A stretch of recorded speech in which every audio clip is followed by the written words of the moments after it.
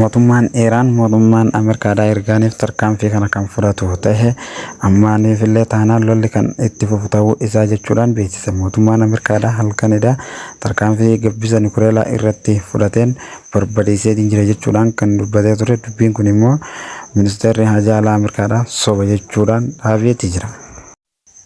Iraan immoo akkasumas tarkaanfii ajaa'ibaa guyyaa har'aan tanaa fudhataniin keessatti ulaan boba'aadhaa kan Hormuuz jedhamuudhaan beekamu guyyaa har'aan tanaa cufamuun isaatis beeksisee jira. Haaluma kanaan tarkaanfiin kunneen itti jabaata jechuudhaan biyyoonni Iraanii fi Israa'el jidduu lolli hanga dhaabbatu takkatti ulaan Hormuuz hin banamu jechuus beeksisaniiti jiran.